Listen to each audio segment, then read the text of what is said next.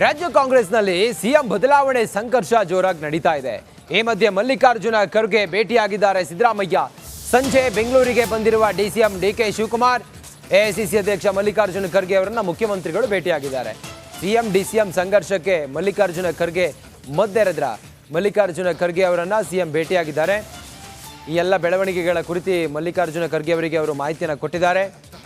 ಈ ಎಲ್ಲ ಗೊಂದಲಗಳ ಬಗ್ಗೆ, ಈ ಗದ್ದಲಗಳ ಬಗ್ಗೆ ಮಲ್ಲಿಕಾರ್ಜುನ ಖರ್ಗೆ ಎಐಸಿಸಿ ಅಧ್ಯಕ್ಷರು ಮದ್ದೆರೆದ್ರ ಅನ್ನೋದು ಈಗಿರುವಂಥ ಕುತೂಹಲ.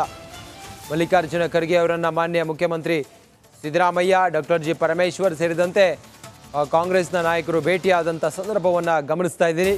ಮಲ್ಲಿಕಾರ್ಜುನ ಖರ್ಗೆ ಅವರನ್ನು ಭೇಟಿಯಾಗಿ ಈ ಎಲ್ಲ ವಿಚಾರವನ್ನು ಅವರಿಗೆ ತಿಳಿಸಿದ್ದಾರೆ.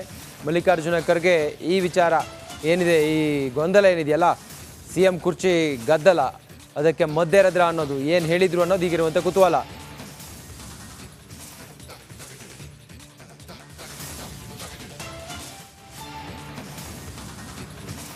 ಕೇಂದ್ರ ಗೃಹ ಸಚಿವ ಅಮಿತ್ ಶಾ ಭೇಟಿಯಾಗಿದ್ದಾರೆ ಸಿಎಂ ಸಿದ್ದರಾಮಯ್ಯ.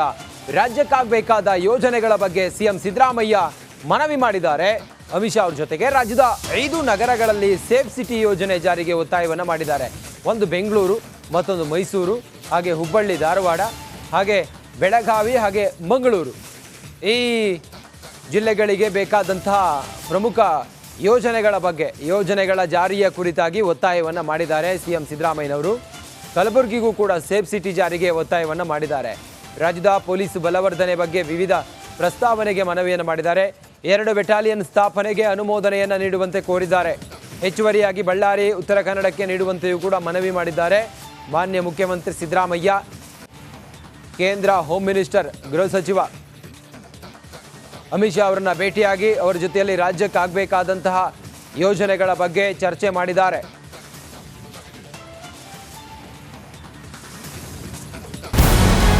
ನಮಸ್ಕಾರ, ಕರ್ನಾಟಕ ಪ್ರೈಮ್ ಟೈಮ್ಗೆ ಸ್ವಾಗತ. ನಾನು ಜಯಪ್ರಕಾಶ್ ಶೆಟ್ಟಿ. ಇಡೀ ಕರ್ನಾಡು ಇವತ್ತು ರೆಬೆಲ್ ಆಗಿ ನಿಂತಿದೆ. ಈ ಹಗರಣಗಳನ್ನು ಸದನದಲ್ಲಿ ಪ್ರಸ್ತಾಪ ಮಾಡಲು ಕೂಡ ಕಾಂಗ್ರೆಸ್ ಹಿಂದೇಟು ಹಾಕಿದ್ದೇಕೆ? ನಿಮ್ಗೆ ಸಂಬಳ ಅದಕ್ಕೆ, ನಿಮಗೆ ವಾಹನ ಅದಕ್ಕೆ, ನಿಮಗೆ ವೆಪನ್ ಅದಕ್ಕೆ, ನೀವು ಅದನ್ನು ಸೆರೆ ಹಿಡಿಬೇಕಾಗಿತ್ತು. ನೀವು ವಿದ್ಯುತ್ ಬರ ಇದೆ ಅಂತ ಹೇಳ್ತಾ ಇದ್ದೀರಿ, ಎಲ್ಲಿ ಬರ ಇದೆ ನೀವು ಹೇಳಬೇಕು. ಪಾಕಿಸ್ತಾನ್ ಆಕ್ಯುಪೈಡ್ ಕಾಶ್ಮೀರ್ ಅದು ಎಂದೆಂದಿಗೂ ನಮ್ಮದು.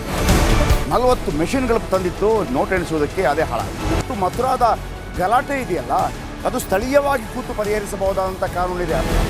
ಗ್ಯಾರಂಟಿ ಯೋಜನೆಯಿಂದ ನಷ್ಟ ಆಗಿದೆ, ಲಾಭ ಆಗಿದೆ, ದಯವಿಟ್ಟು ಹೇಳಿ. Dawood Ibrahim most wanted criminal ಯಾವಾಗಾದ ಅಂದರೆ ಇಲ್ಲಿ ತನಕ ಭಾರತ ದೇಶದಲ್ಲಿ ಓರ್ವ ದಲಿತ ಪ್ರಧಾನಿಯಾದಂಥ ಇತಿಹಾಸವೇ ಇಲ್ಲ.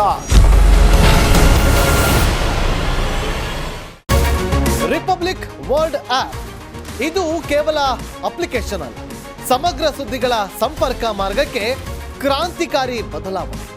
ರಿಪಬ್ಲಿಕ್ ವರ್ಲ್ಡ್ ಆಪ್ ಕೇವಲ ಸುದ್ದಿ ಅಪ್ಲಿಕೇಶನ್ ಅನ್ನ ಪರಿಚಯ ಮಾಡ್ತಾ ಇಲ್ಲ, ಬದಲಾಗಿ ಡಿಜಿಟಲ್ ಸುದ್ದಿ ಬಳಕೆಯ ಹೊಸ ಯುಗಕ್ಕೆ ನಾಂದಿ ಹಾಡ್ತಾ ಇದೆ.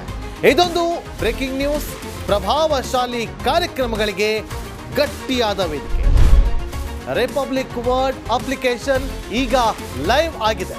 ಗೂಗಲ್ ಪ್ಲೇ ಸ್ಟೋರ್ ಮತ್ತು ಆಪಲ್ ಆಪ್ ಸ್ಟೋರ್ ಎರಡರಲ್ಲೂ ಲಭ್ಯವಿದೆ. ಈಗಲೇ ಡೌನ್ಲೋಡ್ ಮಾಡಿ.